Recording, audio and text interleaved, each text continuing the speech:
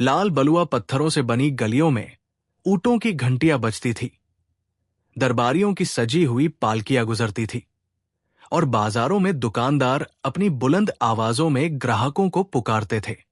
मगर इस शाही शोरगुल से दूर, महलों और बाजारों की सीमा से लगे जंगल के किनारे एक ऐसा इंसान रहता था जो न तो दरबार से जुड़ा था, न ही अकबर की शाही दुनिया से। वो था एक गरीब लकड़हारा। उसका नाम था गंगाराम। उम्र 40 के आसपास, चेहरा मेहनत की लकीरों से भरा, आंखों में गहरी उदासी और हाथों में दरारों से भरी मेहनतकश हथेलियां। दिन रात जंगल से लकड़ी काट कर लाता और बाजार में बेचकर बस इतना कमा पाता कि अपने परिवार का पेट पाल सके। उसकी पत्नी, 2 छोटे बच्चे और बूढ़ी मां अक्सर भूखे ही सो जाते थे। लेकिन गंगाराम का जीवन अचानक बदल गया जब उसे जंगल की गहराइयों में एक रहस्यमयी जादुई तख्ती मिली। एक दिन गंगाराम हमेशा की तरह अपनी कुल्हाड़ी कंधे पर रखे जंगल में पहुंचा। उस दिन आकाश पर काले बादल छाए हुए थे और हवा अजीब सी ठंडी थी। जैसे जैसे वो पेड़ों की भीतरी परत में घुसता गया, वातावरण और भी रहस्यमयी होता चला गया। अचानक उसे एक पुराने पीपल के पेड़ के नीचे चमकती हुई कोई चीज दिखी। वो झुककर देखने लगा। वहां एक लकड़ी की तख्ती पड़ी थी जिस पर सुनहरी नक्काशी जैसी आकृतियां बनी थी। गंगाराम ने उसे उठाया। तख्ती हल्की थी, लेकिन छूते ही उसके कानों में धीमी सी आवाज गूंजी, जिसके पास ये तख्ती होगी उसके सपनों को सुनकर तख्ती जवाब देगी। लेकिन सावधान, हर सवाल का जवाब तुम्हें उतना ही देगा जितना तुम्हारे कर्म सहेंगे। गंगाराम डर गया। उसने तख्ती वापस रखने की सोची, मगर फिर ख्याल आया, अगर सच में ये जादुई है तो शायद मेरे दुख दूर कर सके। उसने तख्ती को कपड़े में लपेटकर घर ले आया। रात को जब उसका परिवार भूखा सो गया, गंगाराम ने अकेले तख्ती को निकाला और बुदबुदाया, अगर तू सच में जादुई है तो मेरे घर में खाने को कुछ भेज दे। तख्ती अचानक हल्की सी नीली रोशनी में चमकी और अगले ही पल मिट्टी का पुराना मटका भरकर अनाज से लबालब हो गया। गंगाराम की आंखें फटी रह गई। अगले दिन जब उसने पत्नी को दिखाया तो वो रो पड़ी, भगवान ने आखिर हमारी सुन ली। अब गंगाराम ने धीरे धीरे तख्ती से और भी छोटे छोटे काम मांगने शुरू कर दिए। कभी बच्चों के लिए कपड़े, कभी बीमार मां के लिए दवा, कभी छत की मरम्मत के लिए सामान। लेकिन तख्ती हर बार उतना ही देती जितना उसकी जरूरत होती, न उससे ज्यादा न कम। गांव वालों ने देखा कि गंगाराम की हालत अचानक सुधर रही है। पहले जो फटेहाल था, अब उसका घर ठीक ठाक दिखने लगा। लोग तरह तरह की बातें करने लगे।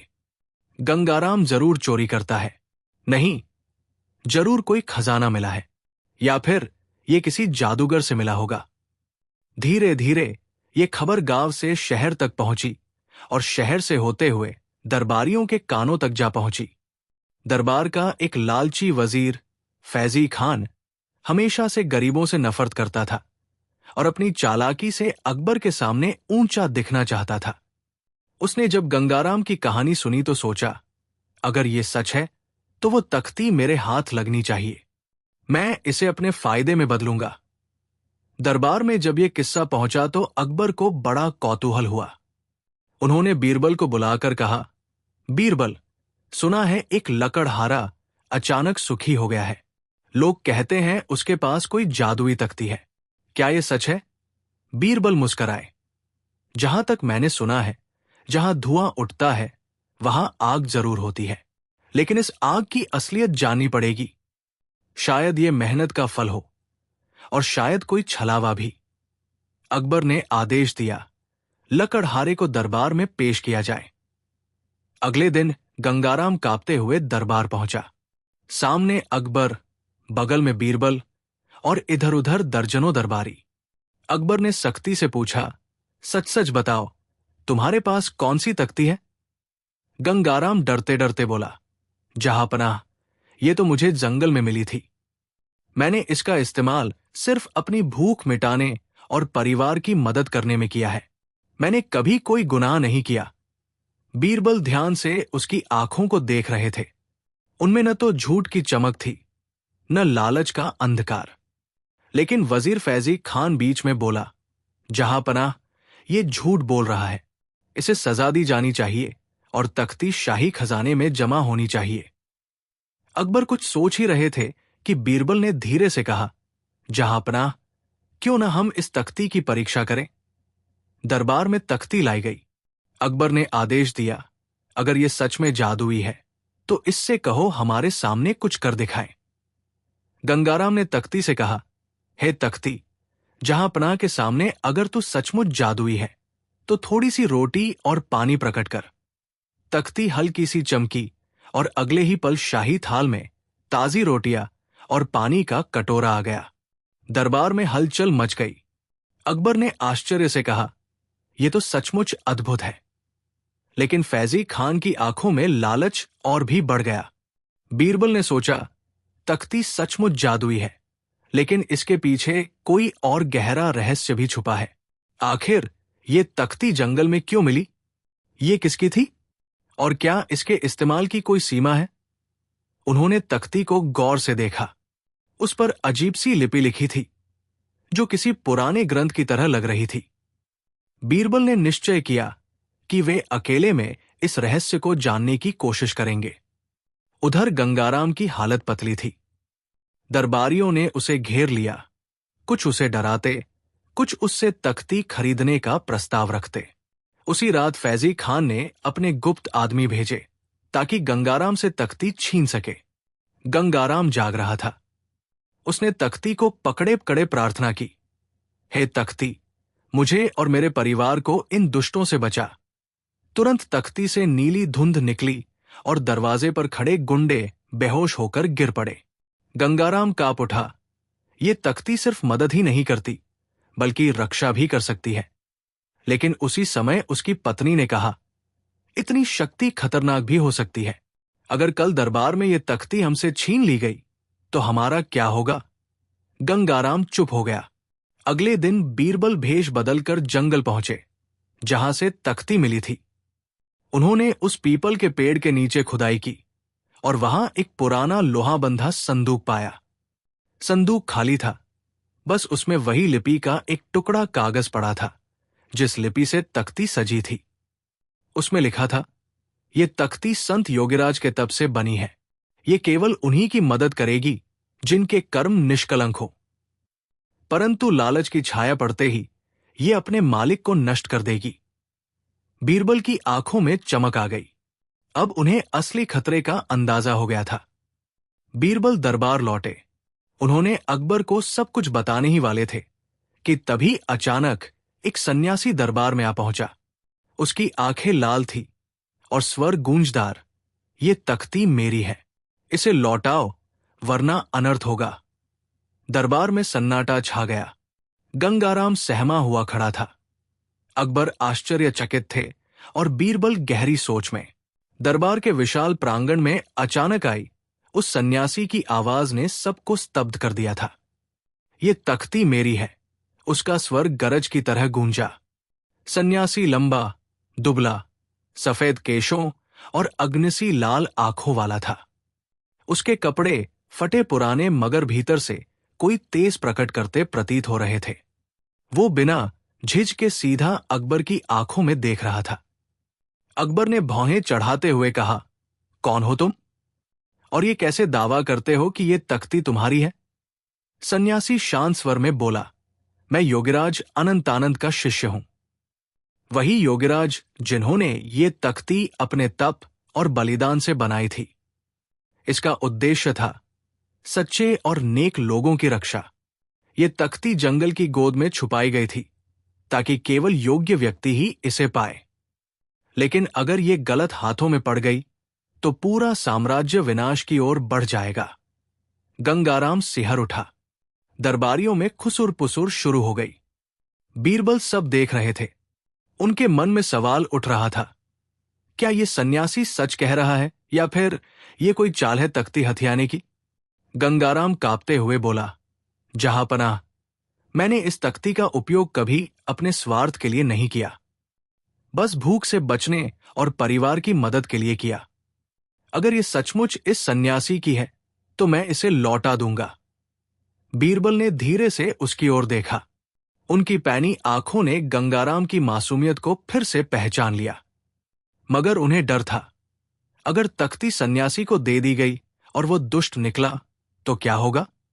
अकबर असमंजस में थे। इसी बीच वजीर फैजी खान आगे आया। उसके चेहरे पर बनावटी श्रद्धा थी। जहां पनाह, उसने कहा, यह साधु निश्चित ही कोई महान तपस्वी है। क्यों न तख्ती इन्हें सौंप दी जाए। आखिर गंगाराम तो एक साधारण लकड़हारा है। ऐसी वस्तु उसके लिए कहां उपयुक्त है। अकबर सोच में पड़ गए। दरबारियों में भी बहस छिड़ गई। हां, लकड़हारे से ज्यादा ये तख्ती किसी सन्यासी को शोभा देती है। नहीं, ये लकड़हारे के कर्मों का फल है, इसे क्यों छीना जाए। बीरबल अब तक चुप थे। वे हर शब्द, हर भाव और हर चाल को गौर से देख रहे थे। बीरबल उठकर बोले, जहां पनाह, क्यों न हम सच्चाई की परीक्षा करें। अगर ये सन्यासी सचमुच इस तख्ती का अधिकारी है तो तख्ती स्वयं इसे पहचान लेगी। तख्ती केवल उसी की बात मानेगी जो सच्चे हृदय से इसे पुकारे। अकबर ने हामी भरी। ठीक है सन्यासी, आगे आओ। तख्ती से कहो कि तुम्हें मान्यता दे। सन्यासी ने गहरी सांस ली और तख्ती पर हाथ रखकर कहा, हे तप की उपज, मैं तुम्हारा रक्षक हूं। अपने स्वामी को पहचानो और मेरी आज्ञा मानो। प्रकट हो और मेरे आदेश का पालन करो। मुझे अभी इस दरबार में एक सोने का कमल दो। पूरा दरबार सांस रोके देख रहा था। तख्ती कुछ पल चमकी, हल्की ध्वनि हुई, लेकिन उसके बाद कुछ नहीं हुआ। दरबार में फुसफुसाहट फैल गई। अकबर ने अब गंगाराम को बुलाया। तुम भी तख्ती से कुछ कहो। गंगाराम ने कांपते हुए हाथ जोड़े और बोला, हे तख्ती, अगर तू सचमुच मेरी साथी है तो मेरे बच्चों के लिए थोड़ी सी रोटी दे दे। तख्ती तुरंत नीली रोशनी से दमक उठी और एक थाल में गर्मागर्म रोटियां प्रकट हो गई। दरबार में हलचल मच गई। सब हैरान थे। सन्यासी का चेहरा तमतमा गया। उसने ऊंचे स्वर में कहा, यह छल है। तख्ती असली शक्ति मुझे ही पहचानती है। अगर अभी इसे मुझे न सौंपा गया तो दुर्भाग्य आ जाएगा। बीरबल चुपचाप सोच में पड़ गए। अगर यह साधु झूठा है तो इतना साहसिक दावा क्यों कर रहा है, और अगर यह सचमुच शिष्य है तो तख्ती ने इसे क्यों नहीं स्वीकारा। कहीं इस तख्ती में कोई और गहरी शर्त नहीं। उन्होंने अकबर से कहा, जहां पनाह, मुझे लगता है कि यह मामला इतना आसान नहीं है। इस तख्ती में कोई रहस्य छुपा है।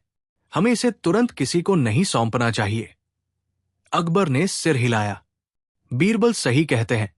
जब तक पूरा सच सामने न आ जाए तख्ती शाही खजाने में सुरक्षित रहेगी। सन्यासी गुस्से से कांप उठा, मगर दरबार के सिपाहियों ने उसे रोक दिया। उस रात बीरबल अकेले तख्ती को अपने कक्ष में ले गए। उन्होंने दीपक जलाकर उसे ध्यान से देखा। तख्ती पर बनी लिपि अचानक चमक उठी। धीरे धीरे उन पर अक्षर स्पष्ट होने लगे। लिपि में लिखा था, जो सत्य के मार्ग पर होगा वही तख्ती को नियंत्रित कर पाएगा, लेकिन जब लालच और झूठ की छाया निकट आएगी तब तख्ती मौन हो जाएगी। बीरबल को अब समझ आया कि दरबार में सन्यासी क्यों असफल रहा। शायद उसके भीतर झूठ या लालच की छाया थी। मगर वो कौन था? सचमुच योगीराज का शिष्य या कोई? बीरबल ने निश्चय किया कि वे अगले दिन इस रहस्य को गहराई से परखेंगे। इसी बीच वजीर फैजी खान ने अपनी गुप्त चालें शुरू कर दी। उसने रात को उसी सन्यासी से गुप्त मुलाकात की। अगर तख्ती मुझे मिल जाए, फैजी बोला, तो मैं तुम्हें शाही दरबार में बड़ा दर्जा दिलाऊंगा। बस अकबर और बीरबल को हटाना होगा। सन्यासी ने उसकी ओर अजीब मुस्कान फेंकी। तुम्हारा लालच मुझे पसंद है, लेकिन सावधान रहो, यह तख्ती किसी लालची को नष्ट भी कर सकती है। दोनों की आंखों में खतरनाक गठजोड़ चमक उठा। उस रात गंगाराम को अजीब सपना आया। उसने देखा, एक वृद्ध योगीराज सफेद वस्त्रों में उसके सामने खड़े हैं। योगीराज बोले, गंगाराम, ये तख्ती तुम्हारे पास संयोग से नहीं आई। तुम्हें इसका रक्षक बनना है। लेकिन सावधान, दरबार में झूठ और छल की ताकतें इसे छीनने की कोशिश करेंगी। तुम्हें और बीरबल को मिलकर इसके रहस्य को सुलझाना होगा, तभी ये साम्राज्य सुरक्षित रहेगा। गंगाराम नींद से पसीने पसीने होकर जाग उठा। अगले दिन दरबार लगा। अचानक खबर आई, शाही खजाने से जादुई तख्ती गायब हो गई है। दरबार में हड़कंप मच गया। अकबर क्रोध में गरज उठे, ये कैसे हुआ? तख्ती कहाँ गई? बीरबल तुरंत हर तरफ नजर दौड़ाने लगे। गंगाराम के चेहरे पर भय था। और तभी दरबार के द्वार पर वही सन्यासी फिर प्रकट हुआ। इस बार उसके हाथ में वही जादुई तख्ती थी। वो हंसते हुए बोला, अब ये मेरे पास है और जल्द ही तुम सब देखोगे कि इसका असली स्वामी कौन है। दरबार में सन्नाटा छा गया। शाही दरबार में जब सन्यासी तख्ती हाथ में लेकर फिर प्रकट हुआ तो पूरा महल मानो कांप उठा। अकबर की भौहें तनी हुई थी। दरबारी सहमे खड़े थे और गंगाराम की आंखें भय और अविश्वास से फैली हुई थी। अकबर ने तल्ख स्वर में कहा, यह कैसी गुस्ताखी है? हमारी शाही तिजोरी से तख्ती कैसे गायब हुई और तेरे हाथों में कैसे पहुंची? सन्यासी ने हल्की सी हंसी के साथ उत्तर दिया, जहां पनाह, तिजोरी में बंद करने से क्या होता है? ये तख्ती किसी लोहे के दरवाजे की मोहताज नहीं है। ये अपने असली मालिक के पास पहुंच ही जाती है। बीरबल चुपचाप सन्यासी को निहार रहे थे। उनकी पैनी आंखें उसके हर हाव भाव को पढ़ने की कोशिश कर रही थी। उन्हें कहीं न कहीं इस सन्यासी के शब्दों में झूठ की गंध आ रही थी, मगर उसके आत्मविश्वास में भी एक गहरा रहस्य छुपा था। बीरबल ने आगे बढ़कर कहा, महात्मन, अगर ये तख्ती सचमुच तुम्हारी है तो हमें ये सिद्ध कर दो कि तुम इसके सच्चे स्वामी हो। इस दरबार में झूठ और छल की कोई जगह नहीं। सन्यासी ने आंखें मूंदी और तख्ती पर हाथ रखते हुए बोला, हे तप की उपज, अपने स्वामी की आज्ञा मान और दरबार को अंधकार में डुबो दे। अचानक तख्ती से धुंध सी फैली और पूरा दरबार अंधकार से भर गया। लोग चीख उठे। पहरेदार इधर उधर भागने लगे। सिर्फ तख्ती की हल्की सी नीली आभा चमक रही थी। कुछ क्षणों बाद अंधकार हट गया। सन्यासी हंस रहा था। अब क्या सबूत चाहिए? बीरबल गंभीर स्वर में बोले, अंधकार फैलाना तो आसान है महात्मन। देखना यह है कि क्या ये तख्ती किसी भूखे को अन्न दे सकती है, किसी पीड़ित को राहत पहुंचा सकती है। यही इसका असली उद्देश्य है। सन्यासी का चेहरा पल भर को विचलित हुआ, मगर उसने तुरंत खुद को संभाल लिया। अकबर ने गंगाराम को बुलाया। लकड़हारे, तुम ही बताओ, क्या ये तख्ती अब भी तुम्हारी पुकार सुनती है? गंगाराम कांपते हुए आगे बढ़ा। उसने हाथ जोड़कर कहा, हे तख्ती, अगर तू सचमुच मेरी साथी है तो मेरी बीमार मां के लिए औषधि ला दे। तख्ती नीली आभा से दमक उठी और अगले ही पल एक छोटी शीशी प्रकट हुई जिसमें औषधि थी। गंगाराम ने आंसू भरी आंखों से अकबर को देखा। जहां पनाह, यही है इस तख्ती का असली स्वरूप। ये हमें बचाने आई है, न कि डराने। दरबारियों में हलचल मच गई। सब एक दूसरे से कानाफूसी करने लगे। फैजी खान अब तक चुप था, मगर उसके चेहरे पर घबराहट और लालच दोनों झलक रहे थे। उसने सोचा, अगर ये तख्ती गंगाराम और इस सन्यासी के बीच घूमती रही तो मैं खाली हाथ रह जाऊंगा। मुझे कोई बड़ा खेल खेलना होगा। उसने अकबर से कहा, जहांपनाह, ये तख्ती तो पूरे साम्राज्य की धरोहर है। इसे किसी सन्यासी या गरीब के हाथ में छोड़ना खतरनाक होगा। क्यों न इसे स्थायी रूप से शाही खजाने में रखा जाए और इसके प्रयोग का अधिकार सिर्फ आपको दिया जाए। दरबार में कुछ दरबारी उसकी बात से सहमत हुए, मगर बीरबल ने तुरंत टोका, जहांपनाह, सावधान। ये तख्ती शक्ति का स्रोत है, लेकिन इसके पीछे छुपे रहस्य को समझे बिना इसे हाथ में लेना किसी भी तरह सुरक्षित नहीं है। अकबर ने गहरी सांस ली। बीरबल, तुम्हारी बात सही है। हमें इस तख्ती के बारे में और जानना होगा। बीरबल ने उस रात फिर से तख्ती का अध्ययन किया। उन्होंने देखा कि तख्ती पर लिखे अक्षर धीरे धीरे बदल रहे हैं। इस बार उन पर उभरा, सच्चे रक्षक को खोजो, झूठे दावेदार की पहचान उसके कर्मों से होगी। सावधान, समय कम है। बीरबल समझ गए कि यह खेल बहुत बड़ा है। तख्ती सिर्फ वस्तु नहीं, बल्कि परीक्षा की कसौटी है। गंगाराम को उसी रात फिर से सपना आया। उसने देखा, वही योगीराज उसके सामने खड़े हैं। योगीराज बोले, गंगाराम, ये तख्ती तुम्हें इसलिए मिली है क्योंकि तुम्हारे मन में लोभ नहीं है। मगर सावधान, जल्द ही कोई बड़ा संकट आने वाला है। इस तख्ती की शक्ति का दुरुपयोग हुआ तो साम्राज्य डगमगा जाएगा। गंगाराम पसीने में भीगा जाग उठा। उसे लगने लगा कि उसकी जिम्मेदारी और भी बड़ी हो गई है। बीरबल ने अगले दिन गुप्तचरों को भेजा ताकि सन्यासी की असली पहचान जानी जा सके। कुछ ही दिनों में खबर मिली, महाराज, ये सन्यासी असल में दक्षिण प्रदेश का एक साधु है जिसका नाम तनत्रिक नागेंद्र है। इसके ऊपर कई राजाओं को छलने का आरोप है। ये योगीराज का शिष्य होने का दावा झूठा है। बीरबल ने यह सुनकर आंखें मूंदी तो मेरी शंका सही निकली। मगर उसने इतनी शक्ति कैसे दिखाई? जरूर इस तख्ती का कोई गुप्त पक्ष है। इसी बीच नागेंद्र और फैजी खान की गुप्त मुलाकातें जारी रही। नागेंद्र बोला, ये तख्ती सीधे मेरे हाथ में नहीं आ सकती, मगर अगर तुम अकबर और बीरबल को धोखा देकर मुझे मदद कराओ तो हम दोनों इसकी शक्ति से अजय हो जाएंगे। फैजी खान की आंखों में चमक आ गई। बस मुझे दरबार का वजीर आजम बनवा देना, फिर अकबर की गद्दी भी हमारी होगी। दोनों ने ठहाका लगाया। अकबर ने घोषणा की, कल इस तख्ती की अंतिम परीक्षा होगी। इसके बाद तय होगा कि इसका सच्चा स्वामी कौन है। पूरा साम्राज्य इस खबर से गूंज उठा। लोग चर्चा करने लगे, क्या तख्ती लकड़हारे के पास रहेगी, या सन्यासी ही असली मालिक है, या ये सीधे अकबर के हाथ जाएगी? दरबार के बाहर भीड़ जुटने लगी। सबको अगले दिन की प्रतीक्षा थी। अगले दिन दरबार में माहौल भारी था। अकबर सिंहासन पर बैठे थे, बीरबल गंभीर मुद्रा में खड़े थे, गंगाराम सहमा हुआ था और नागेंद्र मुस्कुराते हुए प्रवेश कर रहा था। अकबर ने आदेश दिया, तख्ती की परीक्षा अब शुरू होगी।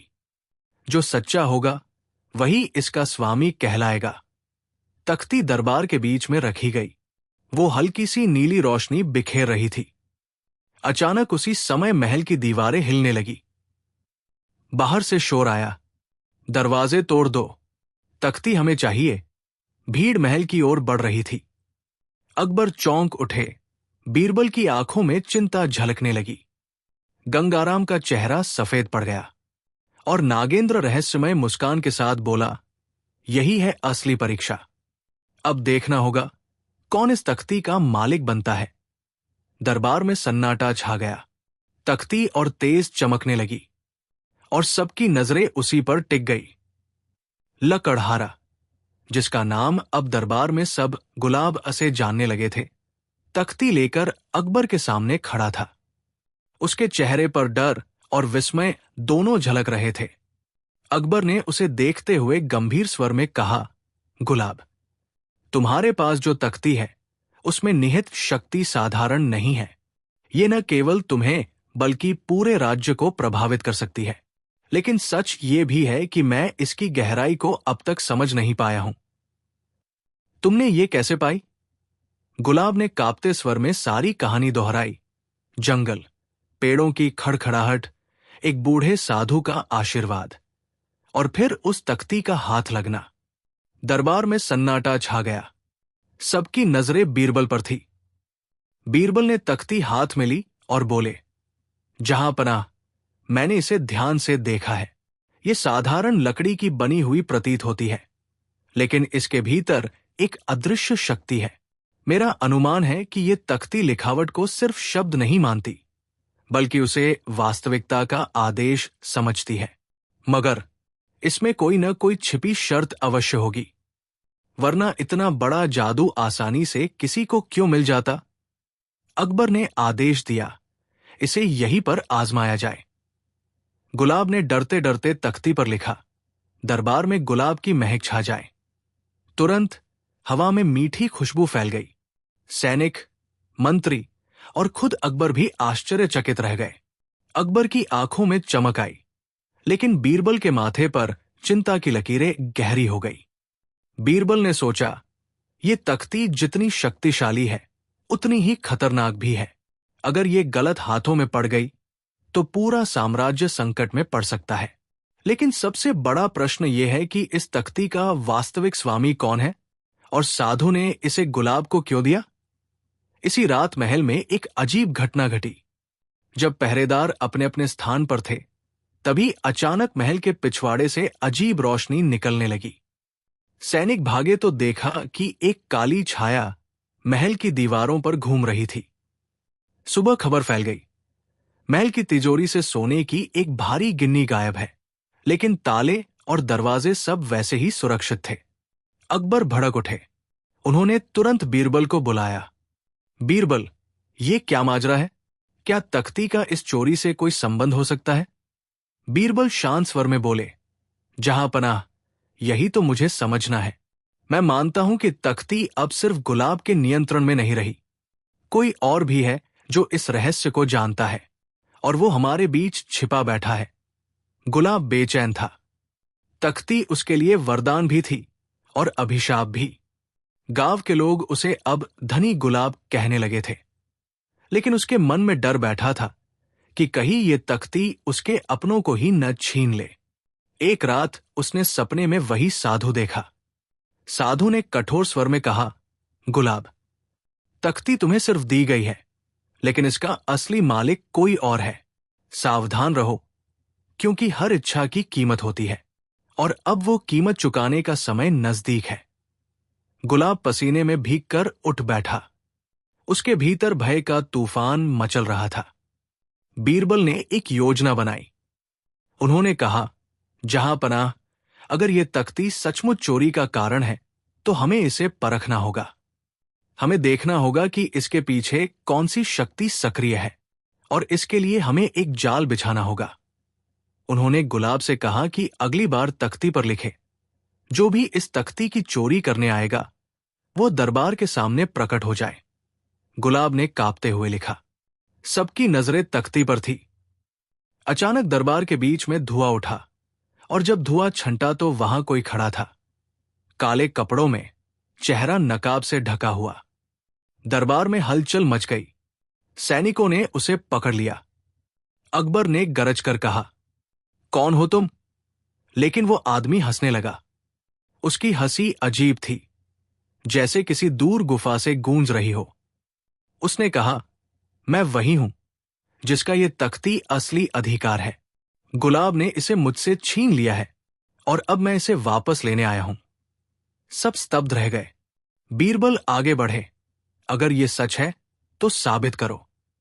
बताओ, तुम कौन हो और इस तख्ती की असलियत क्या है?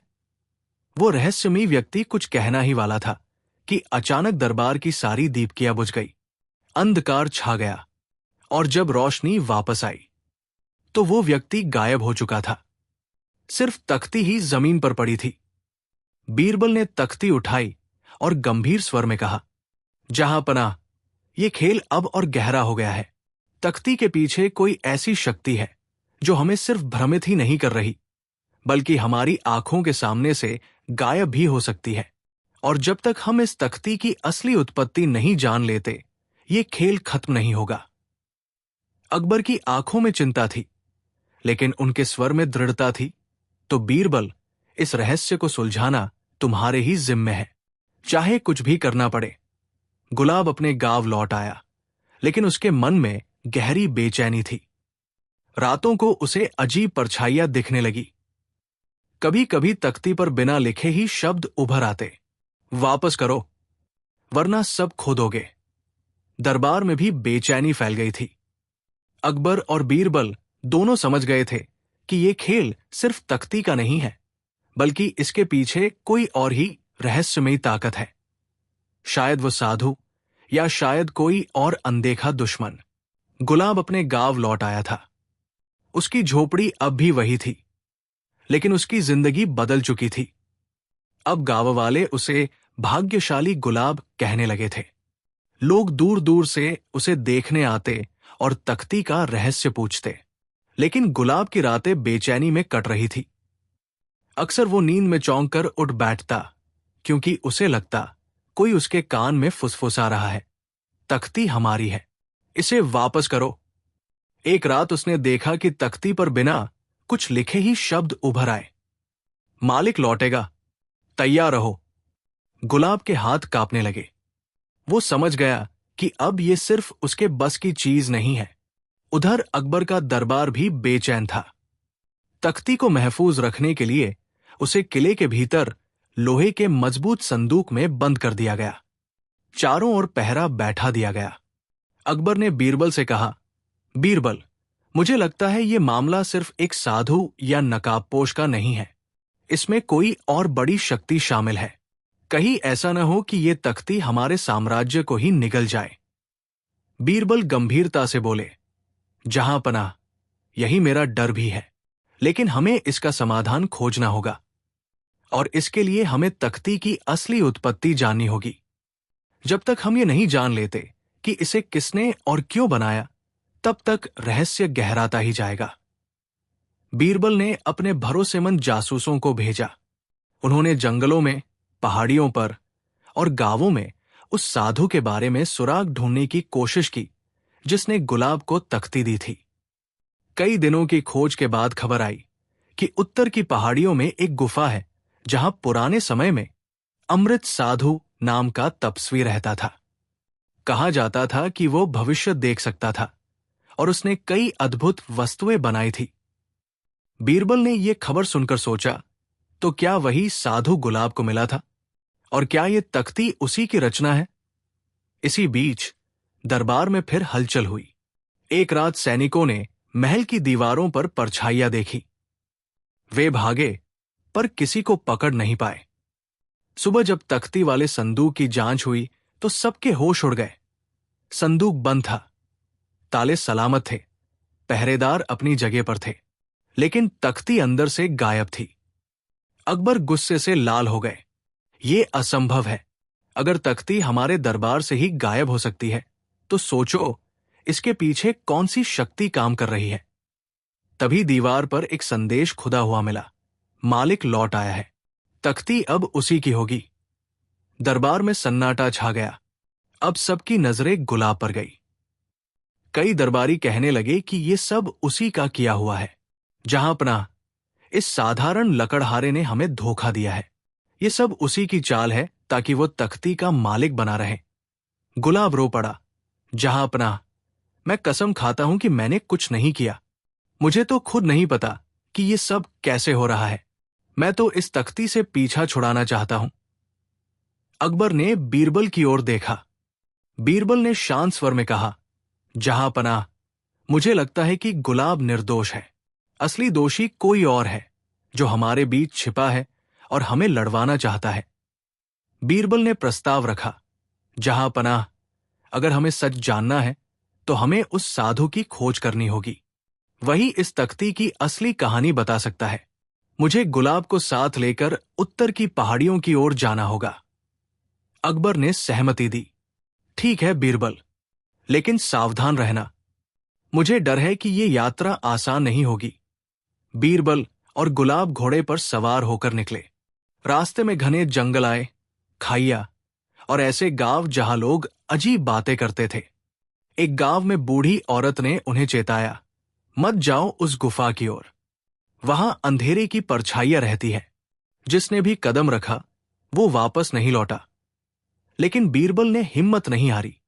अगर रहस्य को सुलझाना है तो हमें इसी रास्ते से गुजरना होगा। कई दिनों बाद वे उस गुफा तक पहुंचे। गुफा के द्वार पर अजीब चिन्ह बने हुए थे, मानो किसी ने मंत्र लिख रखे हों। अंदर से ठंडी हवा आ रही थी। गुलाब कांप गया। बाबूजी, मुझे डर लग रहा है। बीरबल ने उसकी हिम्मत बंधाई और मशाल जलाकर अंदर बढ़े। गुफा के भीतर अंधेरे में दीवारों पर चित्र बने थे, एक साधु, एक तख्ती और उसके चारों ओर खड़े लोग। चित्र मानो कहानी कह रहे हों। अचानक गुफा में गूंज उठी एक भारी आवाज, आखिर तुम पहुंच ही गए, बीरबल। गुफा के अंधेरे से वही नकाबपोश बाहर आया। उसके हाथ में तख्ती थी। गुलाब चिल्लाया, वही है, यही हमारी तख्ती चुरा कर ले गया। बीरबल ने शांत स्वर में पूछा, कौन हो तुम और ये तख्ती तुम्हारी क्यों है? नकाबपोश ने धीरे धीरे अपना चेहरा ढकने वाला कपड़ा हटाया। सामने एक बूढ़ा साधु खड़ा था। गुलाब दंग रह गया। ये तो वही है जिसने मुझे तख्ती दी थी। साधु मुस्कुराया, हां, वही हूं। लेकिन अब समय आ गया है सच बताने का। गुफा की दीवारों पर अचानक रोशनी फैल गई। चित्र जीवित होने लगे। साधु ने अपनी हथेली उठाई और तख्ती से नीली लौ उठी। उसने कहा, यह तख्ती सिर्फ एक लकड़ी का टुकड़ा नहीं है, ये उस शक्ति का द्वार है जो पूरे राज्य को बदल सकती है। लेकिन इसका मालिक सिर्फ वही हो सकता है जो इसकी असली परीक्षा पास करे। बीरबल ने कदम आगे बढ़ाया। और वो परीक्षा क्या है? साधु की आंखों में चमक थी। वो तुम्हें अभी जाननी होगी, लेकिन याद रखना, जो असफल होगा वो हमेशा के लिए इस गुफा की अंधकार में खो जाएगा। गुलाब का चेहरा पीला पड़ गया। बीरबल की आंखों में दृढ़ता थी। और फिर अचानक तख्ती पर खुद ब खुद शब्द उभरने लगे। पहला चरण शुरू होता है। गुफा कांप उठी, पत्थर खिसकने लगे और अंधेरे से कुछ आकृतियां बाहर आने लगी। गुफा की दीवारों पर चमकदार रोशनी उभर आई और उन्होंने एक विशाल भूल भुलैया का रूप ले लिया। साधु ने गंभीर स्वर में कहा, यह है भ्रम की दीवार। जो भी इसे पार करेगा उसे अपनी सबसे बड़ी इच्छा और सबसे बड़े डर का सामना करना होगा। अगर इच्छा पर काबू पा लिया तो आगे बढ़ पाओगे, वरना यही तुम्हारी कब्र बन जाएगी। बीरबल और गुलाब दोनों अंदर बढ़े। जैसे ही गुलाब दीवार के करीब पहुंचा, उसे अपने सामने खेतों का विशाल दृश्य दिखा। हरी भरी जमीन, ढेरों गायें और सोने चांदी से भरा घर। ये वही सपना था जो उसने जीवन भर देखा था। गुलाब मंत्रमुग्ध होकर बढ़ने ही वाला था कि अचानक खेतों की जगह राख और जली हुई लाशें दिखने लगी। उसी के बच्चे भूख से तड़पते दिखाई दिए। गुलाब चीख कर पीछे हट गया। बीरबल ने उसका हाथ पकड़ा और कहा, गुलाब, याद रखो, ये सब भ्रम है। अगर तुमने इसे सच मान लिया तो हमेशा के लिए इसमें फंस जाओगे। गहरी सांस लेकर गुलाब ने आंखें बंद की और कदम आगे बढ़ाया। अचानक सब दृश्य मिट गए और वो सही रास्ते पर पहुंच गया। बीरबल भी आगे बढ़े, लेकिन उनके सामने अलग ही दृश्य आया। अकबर का दरबार, जहां अकबर उन पर गुस्से से चिल्ला रहे थे और कह रहे थे कि वे गद्दार हैं। पूरा दरबार बीरबल को धोखेबाज कह रहा था। बीरबल का मन डगमगाया, लेकिन उन्होंने दृढ़ता से कहा, मेरी निष्ठा मेरे दिल में है, किसी भ्रम में नहीं। और तुरंत ही वो दृश्य मिट गया। बीरबल भी दीवार पार कर गए। अब वे एक अंधेरी सुरंग में पहुंचे, जहां बीच में एक जलता हुआ दीपक रखा था। साधु की आवाज गूंजी, समय किसी का इंतजार नहीं करता।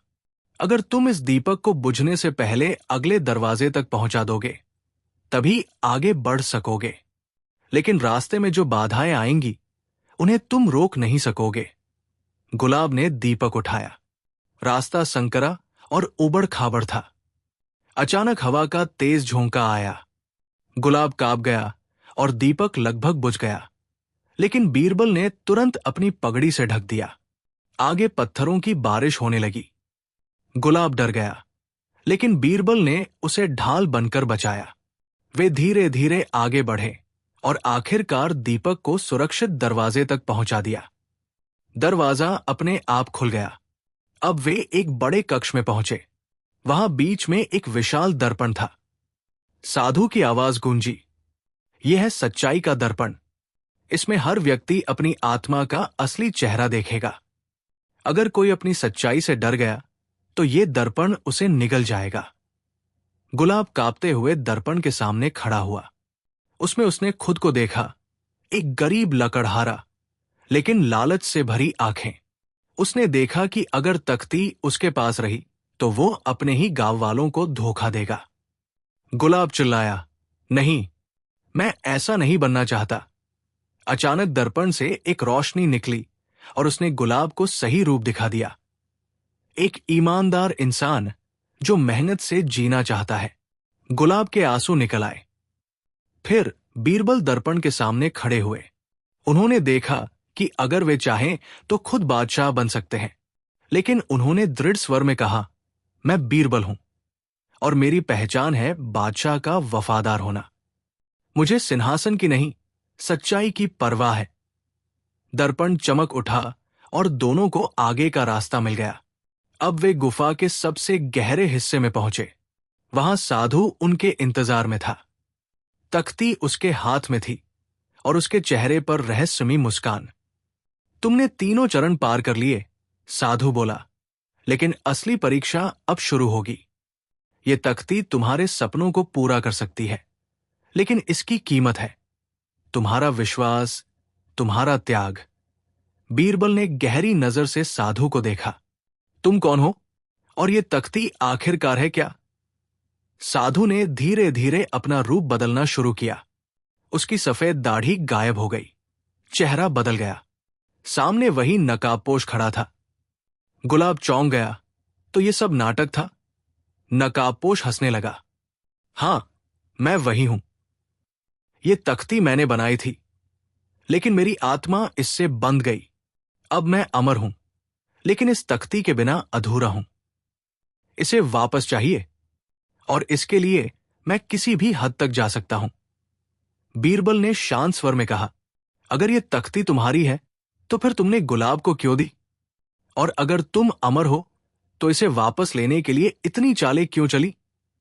नकाबपोश के चेहरे पर क्रोध झलक गया, क्योंकि तख्ती का नियम है, यह सिर्फ उस इंसान के पास रह सकती है जिसने इसे सच्चाई से पाया हो। मैंने इसे छल से पाया था, इसलिए ये मुझसे दूर हो गई। अब मुझे इसे किसी और से छीनना होगा। बीरबल ने कहा, तो इसका मतलब है कि तख्ती गुलाब की है, क्योंकि उसे ये सच्चाई से मिली। नकाबपोश गरज उठा, लेकिन मैं इसे छीन लूंगा। अचानक गुफा हिलने लगी। दीवारों से काले धुएं की आकृतियां बाहर आने लगी। नकाबपोश ने तख्ती उठाई और उस पर लिखा, गुलाब और बीरबल हमेशा के लिए इस गुफा में कैद हो जाए। तुरंत ही दीवारें बंद होने लगी।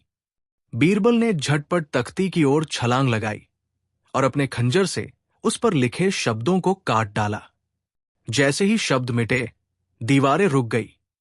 बीरबल ने तेजी से तख्ती पर खुद लिखा, अभी कोई फैसला न हो, सच्चाई सामने आए। तुरंत ही गुफा में सब कुछ थम गया। नकाबपोश चीख उठा, लेकिन अब वो कुछ नहीं कर पा रहा था। गुफा में अचानक दीवार पर चमकते हुए नए शब्द उभर आए, अंतिम चरण शेष है। असली मालिक का फैसला होगा। जो जीतेगा वही तख्ती का स्वामी बनेगा, और जो हारेगा वो हमेशा के लिए अंधकार में खो जाएगा। गुलाब की सांसें तेज हो गई। बाबूजी, अगर हम हार गए तो? बीरबल ने दृढ़ता से कहा, तो हम कोशिश ही क्यों न करें कि जीत हमारी हो? लेकिन ये लड़ाई ताकत की नहीं, सच्चाई की होगी। नकाबपोश की आंखें जल रही थी। मैं सदियों से इंतजार कर रहा हूं, और अब मैं हारने वाला नहीं हूं। गुफा की दीवारें नीली आग से चमकने लगी, तख्ती हवा में तैरने लगी, और सबके बीच एक रहस्यमयी प्रकाश का चक्र बन गया। लंबे समय से दरबार, जंगल और उस रहस्यमयी गुफा के इर्द गिर्द फैला हुआ रहस्य आखिरकार एक एक कर खुलने वाला था। एक सुबह अकबर ने आदेश दिया कि पूरा दरबार इकट्ठा हो। वहां अकबर, बीरबल, गरीब लकड़हारा गोपाल और वे सब सैनिक मौजूद थे जिन्होंने तख्ती को पकड़ने की कोशिश की थी। तख्ती उसी सोने के बक्से में रखी गई थी। अकबर ने गंभीर स्वर में कहा, आज हमें जानना ही होगा कि यह तख्ती आखिर है क्या और किसकी है। बीरबल, अब हमें सब सच बताओ। बीरबल खड़े हुए और बोले, जहांपनाह, ये तख्ती कोई साधारण वस्तु नहीं। ये तख्ती असल में विद्या और श्राप दोनों की धरोहर है। ये कई सौ साल पहले राजगुरु वेदानंद ने बनाई थी। इसमें इतनी शक्ति थी कि जिस पर यह लिखी जाती वो सत्य हो जाता। लेकिन राजगुरु ने अपनी मृत्यु से पहले एक श्राप दिया था कि यह तख्ती केवल ईमानदार और गरीब की मदद के लिए काम करेगी, लोभ और लालच के लिए नहीं।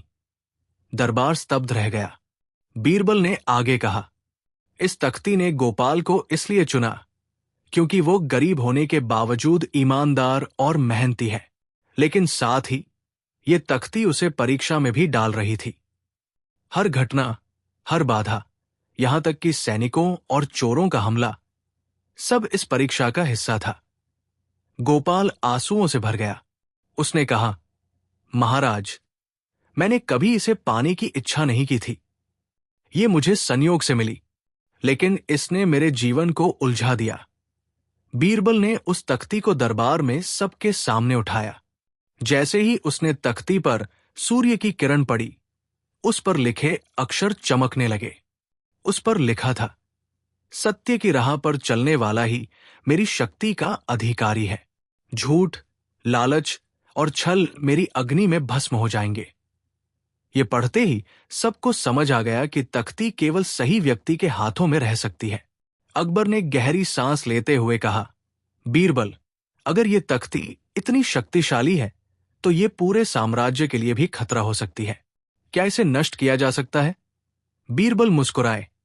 जहांपनाह, ये तख्ती न तो नष्ट की जा सकती है और न ही हमेशा के लिए छुपाई जा सकती है। इसका स्वभाव है कि ये हमेशा उस व्यक्ति के पास पहुंचेगी जिसकी नीयत सच्ची हो। यही इसका वरदान और श्राप है। दरबार में खामोशी छा गई। फिर अकबर ने कहा, तो इसका स्थान दरबार या किसी खजाने में नहीं, बल्कि उस व्यक्ति के पास है जो इसकी असली कद्र कर सके। गोपाल, ये तख्ती तुम्हारे पास रहेगी, लेकिन याद रखना, इसका इस्तेमाल केवल भलाई के लिए करना। गोपाल ने कांपते हुए तख्ती को हाथ में लिया। तभी तख्ती पर हल्की रोशनी फैली और उस पर नए अक्षर उभर आए। मेरा मार्ग अब पूरा हुआ। अब मैं उसी के साथ रहूंगी जिसने सच्चाई चुनी। सैनिकों और दरबारियों ने राहत की सांस ली। अब किसी को कोई शक नहीं रहा। यह भी साफ हो गया कि जो भी लालच करेगा उसे तख्ती कभी स्वीकार नहीं करेगी। बीरबल ने अंत में कहा, जहांपनाह, अब कोई रहस्य बाकी नहीं। ये तख्ती खुद अपने मालिक को चुन चुकी है और जब इसका काम पूरा हो जाएगा, ये अपने आप संसार से विलुप्त हो जाएगी। गोपाल अब पहले जैसा गरीब लकड़हारा नहीं रहा। तख्ती ने उसकी जिंदगी आसान कर दी थी, लेकिन वो दरबार और बीरबल के वचनों का पालन करते हुए कभी लालच में नहीं पड़ा। अकबर संतुष्ट थे कि साम्राज्य सुरक्षित है और बीरबल मुस्कुरा रहे थे क्योंकि हर राज आखिरकार सामने आ चुका था। तख्ती अब गोपाल के घर की एक कोने में शांत पड़ी थी। वो अब किसी को कोई डर नहीं दे रही थी। रहस्यमयी गुफा, सपनों की परछाइयां और उन सारे भ्रम अब समाप्त हो चुके थे।